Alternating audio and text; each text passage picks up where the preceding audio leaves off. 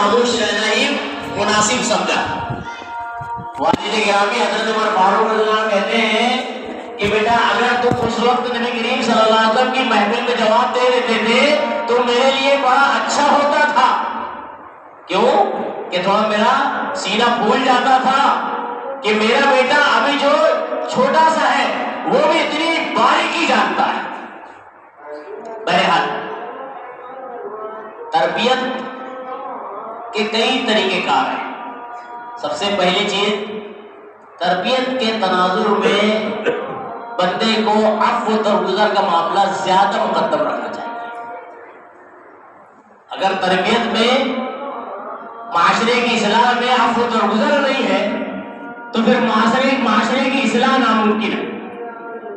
اور آج ہم غور کریں، ہم اپنے معاشرے اور اپنے حالات کا، اپنی ذات کا جائزہ لیں تو ایسا لگتا ہے کہ ہم شریعت کو پڑھتے اور سنتے ہیں لیکن اس کے اثرات ہماری زندگی پر مرتب نہیں ہوئے۔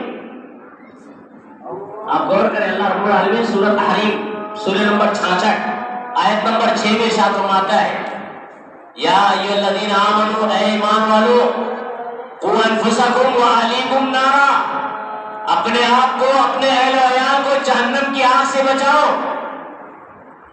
علیہا ملائکۃ غلاظ شداد لا یعصون اللہ ما امرهم، اللہ رب العالمین نے اس پر کچھ فرشتے مقرر کیے ہیں جو بڑے ہی غلاظ یعنی بڑے سخت مزاج، تند مزاج اور شداد بڑے ہی سخت ہیں۔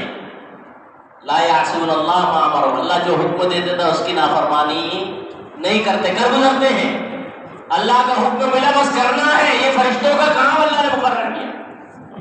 اور اللہ رب العالمین کہتا ہے وقودها الناس والحجارۃ، اس آگ کے جو حصے دار ہوں گے وہ لوگ ہوں گے اور پتھر ہوں گے۔ اسی لیے اللہ رب العالمین نے امت محمدیہ کو ذمہ داری دی ہے کہ خود اپنے آپ کو بھی آگ سے بچائے، جہنم کی لپیٹ سے بچائے، اپنے اہل و عیال کی بھی بہترین اصلاح کرتے ہوئے، اچھی تربیت کرتے ہوئے ان کو بھی آگ سے بچانے کی کوشش کریں۔ یہ ذمہ داری معاشرے کے ہر فرد کی ہے۔ آج ہم نے اور خاص طور سے امت مسلمہ نے جو ہے معاشرے میں اس تربیت کے معاملے کو مخصوص اور محدود کر دیا ہے۔ بھائی تربیت کا معاملہ ہے بس علماء ذمہ دار، تربیت کا معاملہ ہے فلاں ذمہ دار ہے، ہمیں اس سے کوئی واسطہ اور لینا دینا نہیں۔ نبی کریم صلی اللہ علیہ وسلم فرما رہے ہیں کہ من رأى منکم منکرا فلیغیرہ بیدہ، تم میں کوئی برائی دیکھے تو اسے چاہیے کہ اپنے ہاتھ سے روک دے۔ وَإِن لَّمْ يَسْتَطِعْ، اگر طاقت نہیں ہے ہاتھ سے روکنے کی، بلسانی، زبان سے روکے، برائی کو زبان سے روکے۔ وَإِن لَّمْ يَسْتَطِعْ، اس کی بھی طاقت نہیں ہے، فَبِقَلْبِهِ، اپنے دل میں برائی کو برا جانے۔ وَذَلِكَ عَدَفُ الْإِيمَانِ، یہ کم ایمان کا کمتر درجہ ہے۔ ہم اگر اس نبی کریم صلی اللہ علیہ وسلم کے فرمان پر غور کریں تو معلوم ہوتا ہے کہ ہمارے معاشرے نے انکار منکر کو معاملے میں بالکل معاملے کو الٹ دیا ہے۔ کیسے؟ جہاں برائی کو زبان سے روکنا ہے آدمی وہاں پہ ہاتھ پیر چلا رہا ہے، جہاں پر ہاتھ اور پیر کا استعمال کرنا ہے وہاں پر آدمی جو ہے اپنی زبان تک محدود ہے، جہاں دل سے برائی کو برائی جاننا ہے وہاں پر زبان کو اختیار کرتا ہے، ہاتھ اور پیر کا استعمال کرتا ہے، نتیجہ نقصان امت اٹھا رہی ہے۔ اسی لیے ہمارا غور کریں، دو قسم کی لاٹھی ہوتی ہے، ایک ہوتی ہے بھینس چرانے والی لاٹھی، ایک ہوتی ہے بکری ہانکنے والی لاٹھی۔ اگر بھینس چرانے والی لاٹھی سے بکری کو ہانکے تو بکری بجائے چلنے کے چل جائے گی، اور بکری کی لاٹھی سے اگر بھینس کو ہانکے تو بھینس تس سے مس نہیں ہوگی۔ آج معاشرے میں کچھ یوں ہی ہے، بھینس کی لاٹھی سے بکری کو چلایا جا رہا ہے، بکری کی لاٹھی سے بھینس کو ہکایا جا رہا ہے۔ اس کی مثال دیکھ لیجیے، گھر میں ہم آپ بیٹھے ہوئے، اب اگر ہمارے سامنے بچے نے ٹیلی ویژن یا موبائل وغیرہ کا استعمال کیا اور کچھ اس میں نادانستہ طور پہ جو ہے ناشائستہ چیزیں دیکھنے لگا، گھر کو کوئی بھی فرق، اللہ کے نبی صلی اللہ علیہ وسلم کی حدیث فوراً ذہن دماغ میں آنا چاہیے، من رأى منکم منکرا فلیغیرہ بیدہ۔ ہمارا آپ کا وہاں پہ فریضہ بنتا ہے کہ بچے سے ریموٹ لے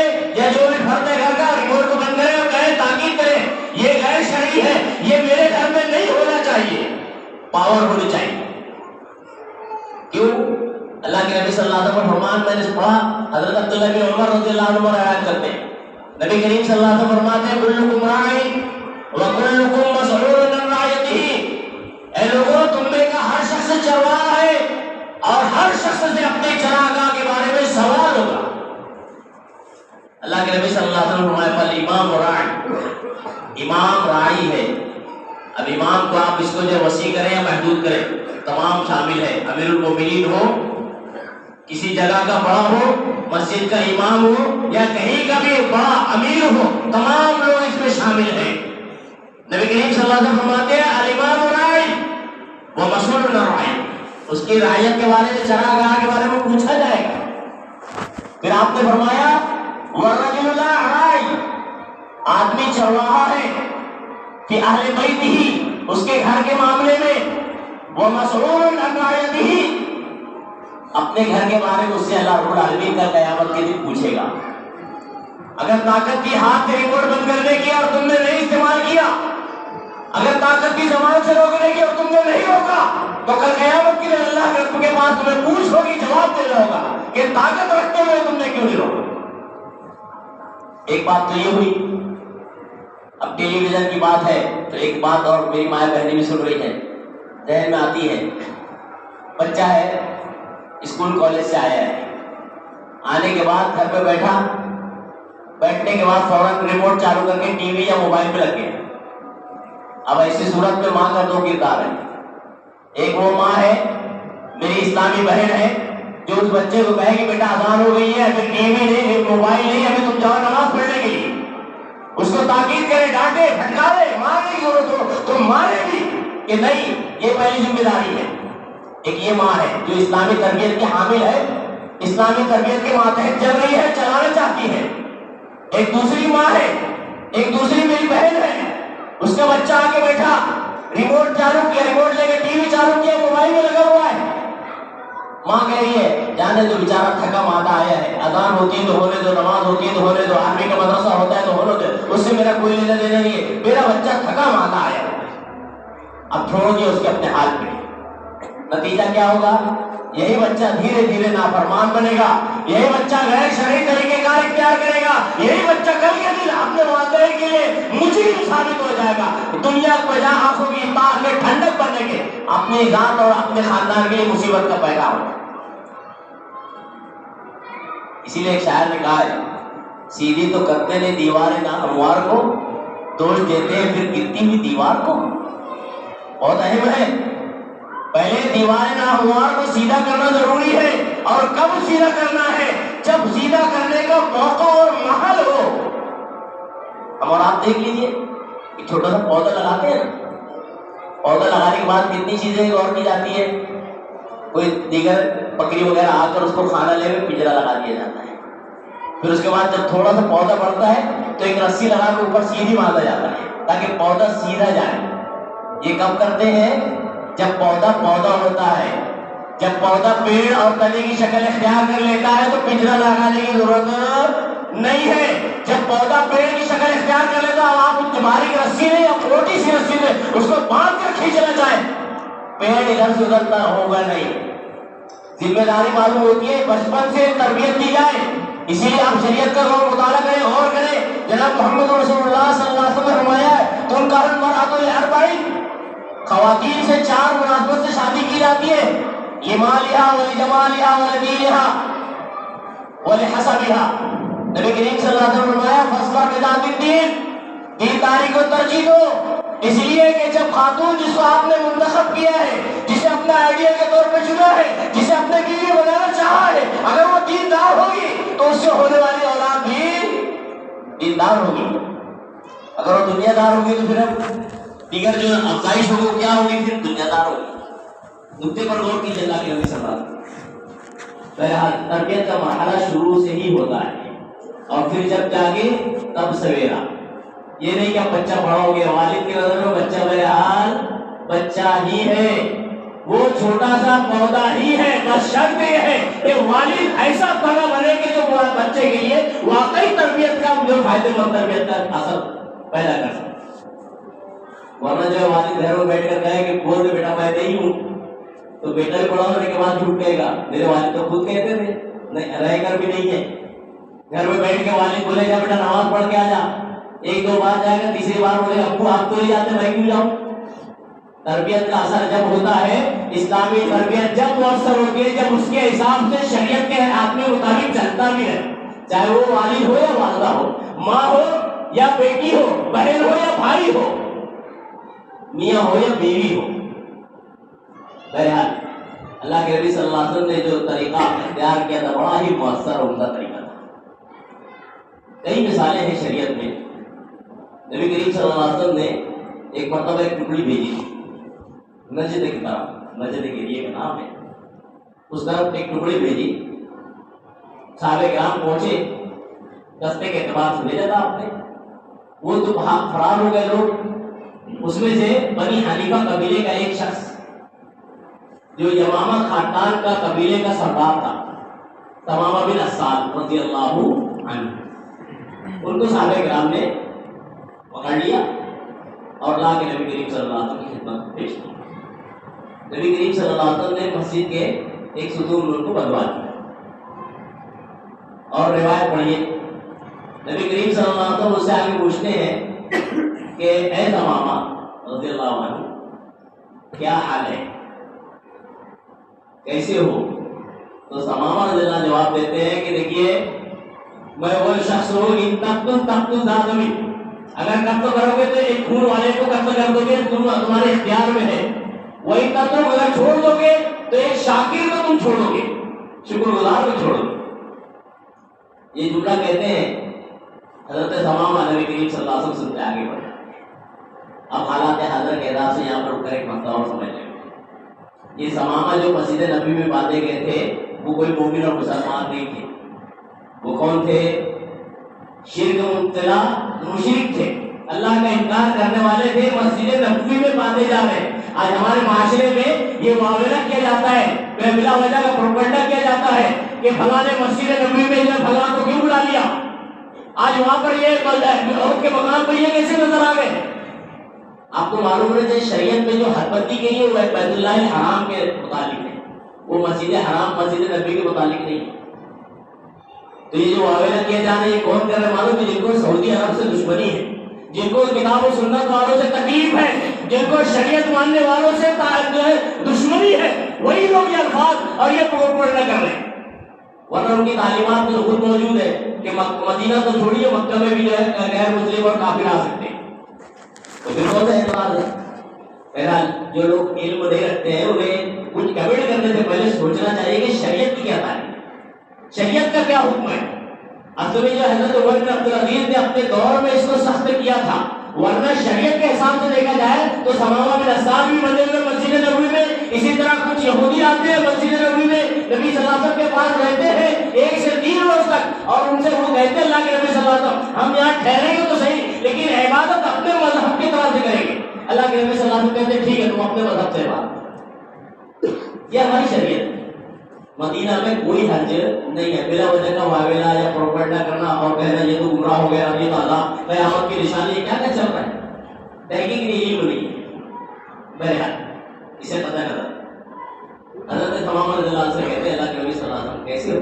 وہی جواب دیتے ہیں، نبی صلی اللہ علیہ وسلم باندھ کے چھوڑ کے چلے، ایک روز بعد دوسرے روز پھر صبح نبی کریم صلی اللہ علیہ وسلم پوچھتے ہیں تمامہ کیسے ہو؟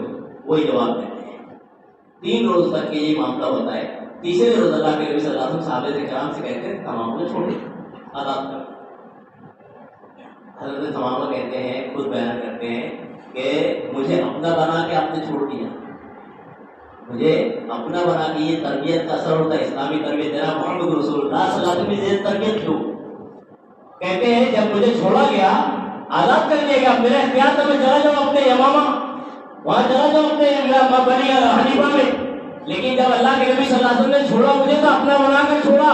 قریب کے باغ میں گئے، پانی کا انتظام دے کر وہاں پر غسل کیا، غسل کر کے آتے ہیں اور آ کر کہتے ہیں اشہد ان لا الہ الا اللہ واشہد ان محمد رسول اللہ، گواہی دیتے ہیں رسالت کی، نبوت کی اور اللہ کی الہیت کی، الوہیت کی۔ اس کے بعد ایک جملہ کہتے ہیں اللہ کے نبی صلی اللہ علیہ وسلم 3 باتیں انہوں نے کہی تھی، اس دنیا میں اس مدینہ سے زیادہ غضبناک شہر میرے نزدیک کوئی نہیں تھا اسلام لانے سے پہلے. اب اس سے زیادہ محبوب شہر کوئی اور نہیں ہے. اور میرے نزدیک آپ سے زیادہ چہرہ کسی اور کا خراب نظر نہیں آتا تھا, لیکن آپ سے زیادہ محبوب چہرہ کسی اور کے پاس نہیں ہے. میرے نزدیک آپ سے زیادہ محبوب چہرہ نہیں ہے, ایسے جملہ انہوں نے اور کہا میرے ہاتھ. اس کے بعد انہوں نے قسم کھا لی تھی کہ میں جب اپنے قبیلے میں جاؤں گا تو دانا پانی بند کر دوں گا قبیلے والوں کا, خاص طور سے ان لوگوں کا جو جناب محمد رسول اللہ صلی اللہ علیہ وسلم کی رسالت کا انکار کرتے ہیں, آپ کی رسالت کو تسلیم نہیں کرتے.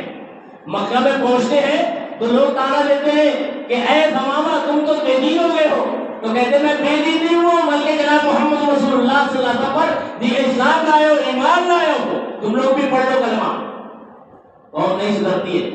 جب اپنے ملک پہنچتے ہیں, یمامہ شہر جاتے ہیں, تو جانے کے بعد جو ہے ان کے اختیار میں گاؤں کے سردار ہوتے ہیں, ان کے اختیار میں غلہ وغیرہ ہوتا ہے دانا, چنانچہ گیہوں وغیرہ پہ پابندی لگا دیتے نہیں. اب معاملہ یہاں تک آ جاتا ہے کہ ان کے گاؤں میں یمامہ شہر میں جو ہے لوگ بھوکمری کا شکار ہونے لگتے ہیں. وہی اس میں سے کچھ لوگ جناب محمد رسول اللہ صلی اللہ علیہ وسلم کی خدمت میں آ کر کہتے ہیں اللہ کے نبی صلی اللہ علیہ وسلم تمامہ نے ایسا ایسا معاملہ کر لیا, ہم بھوک سے پریشان ہیں, آپ کچھ پیمانہ لکھ اور پروانہ لکھ کر دیجیے تاکہ مجھے تمامہ ہماری جو ہے گندم کو روکا میں چھوڑ دے. اللہ کے نبی صلی اللہ علیہ وسلم پروانہ لکھ کے دیتے ہیں کہ تمامہ تم ایسا مت کرو, چھوڑو. اس کے بعد حضرت تمامہ چھوڑتے ہیں. یہ تربیت محمدی کا اثر ہے. جناب محمد رسول اللہ کے زیر تربیت رہنے کا یہ اثر ہوتا ہے. اور ایسے ہی اگر کوئی اسلامی تربیت کے تحت زندگی گزارے تو اس کے اندر پورے اسلام کے آثارات ہوتے ہیں. اللہ کے لیے قربانی, اللہ کے رسول کے لیے قربانی نظر آتی ہے. یہ ایک مثال نہیں کہ یہ ایک مثال. بہرحال تربیت کے معاملے میں عفو درگزر بڑا اہمیت ہے.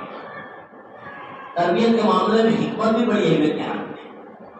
اگر آدمی کوئی تربیت کرنا چاہے, کسی کی اصلاح کرنا چاہے, شرعی اصلاح, اور اس میں حکمت نہ ہو تو بجائے وہ فائدے مند ہونے کے نقصان نہ ہو. اب غور کیجیے, اللہ رب العالمین سورہ بقرہ سورہ نمبر 2 آیت نمبر 270 میں فرماتا ہے یؤتی الحکمت من یشاء ومن یؤت الحکمت فقد اوتی خیرا کثیرا. اللہ کہہ رہا ہے جس کو اللہ رب العالمین چاہتا ہے حکمت سے نوازتا ہے, یؤتی الحکمت من یشاء. یہ حکمت ضروری نہیں ہے کہ حکیم کے پاس ہی ہو, حکمت بولنے کی بھی آتی ہے, حکمت مسئلہ سلجھانے کی بھی آتی ہے, حکمت معاشرہ چلانے کی بھی آتی ہے, حکمت سیاست میں بھی ہوتی ہے, حکمت سماجیات میں بھی ہوتی ہے, ہر معاملے میں حکمت ہے. اللہ کہتا ہے وَمَن یُؤْتَ الْحِکْمَةَ, اللہ نے اسے حکمت دیا, جو حکمت دیا گیا فقط اوتی خیرا کثیرا, بہت بہترین اسے چیز ملی. کسی بھی قسم کے اندر حکمت ہے, یہ اللہ کی نعمت ہے. بہرحال تربیت کے معاملے میں حکمت کو نظر انداز نہیں کیا جا سکتا. حکمت اگر نظر انداز کی جائے تو فائدے کے بجائے نقصان ہو سکتا ہے. اس کی کئی مثالوں میں سے میں ایک مثال دیتا ہوں, وقت مختصر ہوتا ہے. حضرت انس بن مالک رضی اللہ عنہ کرتے ہیں ایک مرتبہ ہم لوگ نبی کریم صلی اللہ علیہ وسلم کے مسجد نبوی میں تھے. ایک دیہاتی شخص آیا اور آنے کے بعد ایک مقام پر کھڑا ہو کر مسجد میں پیشاب کرنا شروع کر دیا. صحابہ کرام دوڑنے لگے روکنے کے لیے. نبی کریم صلی اللہ علیہ وسلم نے کہا نہیں, اسے روکو مت, کر لینے دو پورا, اسے فارغ ہو جانے دو. اللہ کے نبی صلی اللہ علیہ وسلم نے حکمت اختیار کی تربیت میں, ایسی حکمت جو بڑی فائدہ ہو. صحابہ کرام غصہ ہو گئے تھے, مسجد ہے اس میں پیشاب کھڑے ہو کر رہا ہے. بہرحال آج ہمارے یہاں کوئی بچہ اگر چھوٹا نادان ہو اور وہ اگر کہیں کنارے پیشاب کر دو تو ذمہ داران یا غیر ذمہ دار, جو خاص طور سے غیر ذمہ داران, یہ جو ہے شکن چوڑے ہو جاتے ہیں اور بڑے گرج پڑتے ہیں, یہ کیسے مسجد میں چھوڑ جاتی. نادان بچہ ہے, یہ تو سمجھدار انسان ہے. دیکھیے ہمارا پیمانہ جناب محمد رسول اللہ کا پیمانہ اور معیار کیا تھا. صحابہ کرام دوڑ رہے تھے, نبی صلی اللہ علیہ وسلم کا ٹھہرو. جب اس نے فراغت اختیار کر لی تو نبی کریم صلی اللہ علیہ وسلم نے فرمایا کہ جناب یہ مسجدیں, آج مساجد, یہ مسجدیں جو ہے اس کام کے لیے نہیں ہے کہ یہاں پہ پیشاب یا گندگی پھیلائی جائے, پیشاب کی جائے, گندگی کی جائے, بلکہ یہ اللہ کے ذکر کے لیے, قرآن کے لیے, اللہ کی بندگی کے لیے. نبی صلی اللہ علیہ وسلم نے بہترین انداز میں تربیت کو اس کو سمجھایا اور وہ مان لیا, تسلیم کر لیا. اب دیکھ لیجیے تھوڑی دیر کے لیے, اگر نبی صلی اللہ علیہ وسلم نے یہ حکمت اختیار نہیں کی ہوتی تو کیا نقصان ہوتا. پہلا تو نقصان ہی ہوتا تھا, صحابہ کرام دوڑے تھے, اگر روکنے دوڑے تھے اور اس کو روکتے تھے تو ویسے ہی بھاگتا تھا. کپڑے پورے جسم کے ساتھ ساتھ کپڑے بھی گندگی لگتی تھی. نہیں یہ کہ ایک جگہ ہونے کے بجائے مسجد کے کئی اطراف پہ گندگی پھیل جاتی ہے. دوسری وجہ سائنس اور ٹیکنالوجی کے دور میں ہم بیٹھے ہیں. آج سائنس کہتا ہے کہ اگر ایک بندہ اگر پیشاب جس کو محسوس ہو اور وہ روک لیتا ہے، اس کی ایک مقدار ہے، اتنی دیر تک یہ زیادہ اگر روک لیتا ہے تو اس کے مثانے پہ اثر ہو جاتا ہے، کمزور ہو جاتے ہیں مثانے، اس کی باڈی پہ اثر ہو جاتا ہے صرف پیشاب رک جانے سے، روک لینے سے. اور ہم آپ دیکھتے ہیں کسی پیشاب اگر قطرے رک جائیں، بند ہو جائے تو کتنے مسائل ہو جاتے ہیں، کئی آپریشن سے گزرنا پڑتا ہے. بہرحال آج سائنس بھی جناب محمد رسول اللہ صلی اللہ علیہ وسلم کی بات کی تصدیق کرتا ہے کہ اللہ کے نبی صلی اللہ علیہ وسلم نے اس کو روکنے نہیں دیا، مکمل کر لیا.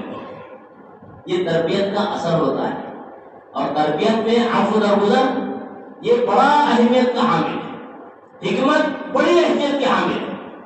ایک مرتبہ حضرت عمر فاروق رضی اللہ عنہ جو ہے بیٹھے ہوئے تھے، ان کے ساتھ اجلہ صحابہ بیٹھتے تھے مجلس میں، بڑے بڑے صحابہ کرام دور اندیش.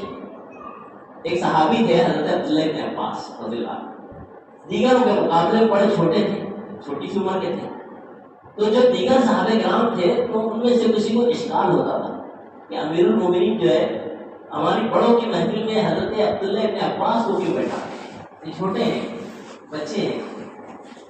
بہرحال دیکھیے ہمارے اخلاق میں تربیت کیسی تھی. جناب محمد رسول اللہ صلی اللہ علیہ وسلم نے بھی اسلامی تربیت ٹوٹ کر بتائی گئی ہے، اور آپ نے بتائی عملی طور پر بھی، صحابہ کرام میں بھی. جب حضرت عمر فاروق رضی اللہ عنہ جو ہے مرتبہ جو ہے جب یہ معاملہ سنتے ہیں تو اس محفل سے ہٹ کر دیگر محفل میں جب بیٹھتے ہیں اور وہی اپنے گروپ کے لوگ بیٹھے ہوتے ہیں، صحابہ کرام اجلہ بیٹھے رہتے ہیں، اس میں حضرت عبداللہ بن عباس بھی بیٹھے ہوئے ہیں. سوال کرتے ہیں کہ بتاؤ رہا ہوں کہ اللہ رب العالمین جو کہتا ہے اذا جاء نصر اللہ والفتح ورأیت الناس يدخلون فی دین اللہ افواجا، جب اذا جاء نصر اللہ، جب اللہ کی مدد آئے، فتح ہو جائے، تو آپ اللہ کی تسبیح بیان کرو، مراد کیا ہے؟ اجلہ صاحب کرام جواب دیتے ہیں کہ فتح مکہ مراد ہے اور یہ مراد ہے. تو تین جوابات آتے ہیں. جب سب کے جواب ہو جاتے ہیں تو حضرت عمر فاروق رضی اللہ عنہ المؤمنین حضرت عبداللہ بن عباس سے کہتے ہیں اے عبداللہ بن عباس بتاؤ اس میں کیا اللہ رب العالمین اشارہ دینا چاہتا ہے؟ تو حضرت عبداللہ بن عباس کہتے ہیں کہ اے امیر المؤمنین اس میں اللہ رب العالمین جناب محمد رسول اللہ کی رحلت کی طرف اشارہ ہے. حضرت عمر فاروق رضی اللہ کہتے ہیں کہ دیکھو اسی لیے میں نے جو ہے ان کو اپنی مجلس کا حصہ بنایا. تربیت کا انداز بنا، معاشرے میں جو معاملہ بگڑا ہوا نظر آ رہا ہے، ہماری امت جو ہے بہرو نظر آ رہی ہے، اس کی وجہ یہ ہے کہ معاشرے میں تربیت کے طریقہ کار کو بدل دیا گیا. تربیت کا طریقہ کار وہی ہونا چاہیے جو اسلامی اور شرعی. ایک نوٹی سے مثال دے لیے، ہم مسجد میں بیٹھے ہیں، مسجد میں بڑے مسائل ہوتے رہتے ہیں. اللہ کے نبی صلی اللہ علیہ وسلم کے وقت میں، اب صحابہ کرام میں سے کسی نے کیا ہوگا نا، ایک صحابی نے ممبر رسول اللہ صلی اللہ علیہ وسلم کے پاس قبلے کے رخ جو ہے بلغم نکال دیا. نبی کریم صلی اللہ علیہ وسلم چاہتے تو تحقیق کر کے معلوم کر سکتے تھے نا اس صحابی نے کیا ہوا ہے، کر سکتے تھے اور اس کو توبیخ کر سکتے تھے، ڈانٹ سکتے تھے. نبی کریم صلی اللہ علیہ وسلم پر قربان کا ہمارے نبی پر نبی صلی اللہ علیہ وسلم نے ویسے نہیں کیا، تحقیق نہیں کی کس نے کیا ہے، بلکہ آپ نے ایک عام جملہ کہا کہ سنو لوگوں یہ اللہ کا گھر ہے، یہ گندگی کے لیے نہیں ہے. کوئی اگر دیکھے تو اس کو پوچھ دے میں صاف کر دے میں، ظاہر بات ہے جس نے کیا ہوگا غلطی فوراً اس کو احساس ہوا ہوگا کہ ہاں یار مجھ سے غلطی ہوئی ہے. اللہ کے نبی صلی اللہ علیہ وسلم میرا نام بھی نہیں لیا ہے، نام تو نہ نام لے اور اس کے بعد مسئلہ کا حل بھی ہو جائے. تربیت جسے کہتے ہیں اسلامی تربیت، کہ مسئلے کا حل بھی ہو جائے اور کسی کی ذاتیات پر حملہ بھی نہ ہو. اس کی ایک موٹی مثال اور لے لیتے ہیں. اللہ کے نبی صلی اللہ علیہ وسلم نے ایک مرتبہ دیکھا کہ صحابہ کرام نماز میں، کچھ صحابہ کرام چند نماز میں جب ہاتھ باندھتے ہیں، نیت باندھتے ہیں تو نگاہ کبھی کبھی آسمان پہ بھی جاتی ہے. اللہ کے نبی صلی اللہ علیہ وسلم نے بتا دیا تھا. اللہ کے نبی صلی اللہ علیہ وسلم کو اللہ نے جب بتایا تھا تو علم تھا کہ بھلا بھلا صحابی کر رہے ہیں ایسا، لیکن اللہ کے نبی صلی اللہ علیہ وسلم نے تربیت اسلامی کا اثر تھا. اور اللہ کے نبی جناب محمد رسول اللہ صلی اللہ علیہ وسلم جن کے بارے میں اللہ قرآن میں کہتا ہے لقد کان لکم فی رسول اللہ اسوۃ حسنہ، اے لوگوں تمہیں تمہارے لیے رسول اللہ صلی اللہ علیہ وسلم کی زندگی بہترین نمونہ ہے. کیسے نمونہ ہے؟ نبی صلی اللہ علیہ وسلم نے ایک مرتبہ نماز کے بعد کہا لینتہین اقوام، لوگوں کو رک جانا چاہیے، اپنی نظروں کو نماز کی حالت میں عبادت استعمال کرتے ہوئے اوپر اٹھانے سے، اور نہیں تو اللہ رب العالمین تمہارے دلوں پر مہر لگا دے گا، ہدایت سے رک جاؤ گے۔ اللہ کے نبی صلی اللہ علیہ وسلم کا یہ جملہ کہنا ہے جو صحابہ کرام کرتے ہوئے بالکل اپنے آپ کو بدل لی۔ معاشرے میں اگر کوئی خرابی نظر آئے تو ذاتیات پر حملہ کرنے کی بجائے اس خرابی کو معاشرے سے عمومی طور پہ دور کرنا چاہیے، خاص طور سے مسجد اور مدرسے میں۔ ذاتیات پر حملہ کرنے کے بجائے فائدے کے نقصان ہو جاتے ہیں، اس کی کئی مثالیں۔ بہرحال ایک تو تربیت کے معاملے میں اسلامی تربیت ہونی چاہیے، دوسرا معاملہ تربیت کے معاملے میں جو ہے یہ یاد ہے کہ حکمت بڑی اہمیت کے حامل ہے، بغیر حکمت کے تربیت کوئی کرنا چاہے تو نہیں ہوگا۔ اللہ رب العالمین کہتا ہے قرآن میں ادعو الی سبیل ربک بالحکمت والموعظۃ الحسنہ، اللہ رب العالمین کی طرف دعوت دے رہا ہے، خاص طور سے اہل توحید سے مخاطب ہوا ہے، کتاب و سنت ماننے والوں کو بڑے مختصر وقت میں جذبے کہا جاتے ہیں، ارے وہ تو سنتا ہی ہے، ارے وہ تو ایسا ہے، داعی ہے، گمراہ ہے، نعوذ باللہ۔ نہیں، ادعو الی سبیل ربک بالحکمت، حکمت سے، بار بار اچھے انداز سے۔ اللہ رب العالمین کہتا ہے بالحکمت والموعظۃ الحسنہ، موعظۃ حسنہ سے۔ ایک نقطہ بتا کے اپنی بات سے بیٹھتا ہوں آج کے لیے، انشاءاللہ پھر آئندہ اس میں اس تفصیل رکھوں گا۔ موعظۃ حسنہ کیا ہے؟ اس کو اگر انسان سمجھ لے گئے، اور خاص طور سے مسلمان، تو معاشرے کے اندر سے بہت سی خرابی دور ہے۔ موعظۃ حسنہ کو سمجھنے کے لیے ہمیں قرآن پڑھنا چاہیے۔ اللہ رب العالمین قرآن میں کہتا ہے وَإِذْ قَالَ لُقْمَانُ لِابْنِهِ وَهُوَ يَعِظُهُ، اور جب لقمان اپنے بیٹے کو وصیت کر رہے تھے، نصیحت کر رہے تھے، موعظت کر رہے تھے، یا بنی لا تشرک باللہ، یہ پہلی تربیت کی جو ہے چوٹی اور سیڑھی ہے کہ آدمی پہلے عقیدے کی تربیت کرے، عقیدے کی اصلاح کرے۔ ہم سب اطلاع کر لیں، اگر عقیدہ صحیح نہ ہو تو ممکن ہے جو ہے ڈگر کبھی بھی بدل جائے اور گمراہی کبھی بھی ہاتھ آ جائے۔ اس لیے جو ہے کوشش کرنا چاہیے تربیت ہم اپنے آپ کی بھی کریں، اپنے آل اولاد کی بھی کریں، اپنے آپ کو جہنم سے بچانے کی کوشش کریں، اپنے آل اولاد کو جہنم سے بچانے کے لیے تربیت اسلامی کو اختیار کریں، اور اپنی زندگی میں ہمارے اسلاف کا طور طریقہ اختیار کرنے کی کوشش کریں اور تعمیر کرنے کی کوشش کریں۔ اللہ رب العالمین سے دعا بھی کرتے ہیں کہ العالمین ہمیں اسلامی تربیت کو سمجھنے کے ساتھ ساتھ اسلامی تربیت کا حصہ بنانے کی توفیق عطا فرمائے۔ ہمارے اندر اگر شریعت کی نافرمانی ہو، پروردگار ہمیں شریعت کا فرمانبردار بنائے۔ اللہ اور اس کے رسول کی کچھ جانے انجانے نافرمانی ہو رہی ہو، پروردگار اس نافرمانی سے بچ کر فرمانبرداری اختیار کرنے والا بنائے۔ مسلمان عالم پریشانی سے دو چار ہے، اللہ رب العالمین ان کی امداد اور نصرت فرمائے۔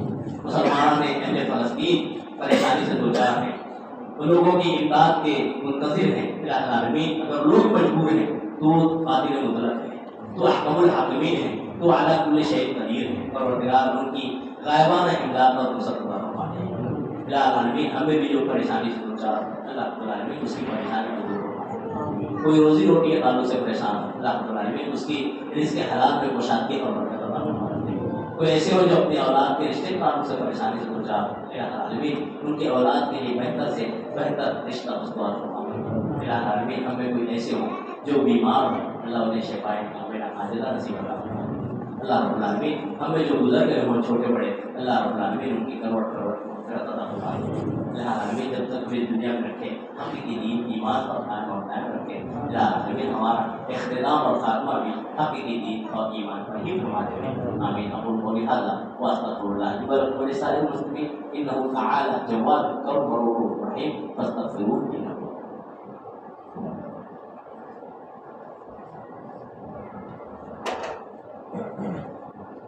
الحمد لله نحمده ونستعينه ونستغفره ونؤمن به ونتوكل عليه ونعوذ بالله من شرور انفسنا ومن سيئات اعمالنا من يهده الله فلا مضل له ومن يضلل فلا هادي له واشهد ان لا اله الا الله وحده لا شريك له واشهد ان محمدا عبده ورسوله اما بعد قال الله تبارك وتعالى اعوذ بالله من الشيطان الرجيم بسم الله الرحمن الرحيم ان الله وملائكته يصلون على النبي يا أيها الذين آمنوا صلوا عليه وسلموا تسليما اللهم صل على محمد وعلى آل محمد كما صليت على إبراهيم وعلى آل إبراهيم إنك حميد مجيد اللهم بارك على محمد وعلى آل محمد كما باركت على إبراهيم وعلى آل إبراهيم إنك حميد مجيد اللهم انصر الإسلام والمسلمين اللهم انصر أهل فلسطين وأهل غزة اللهم انصر من نصر دين محمد صلى الله عليه وسلم واجعلنا منهم واغفر من خذل عن دين محمد صلى الله عليه وسلم ولا تجعلنا منهم آمين. عباد الله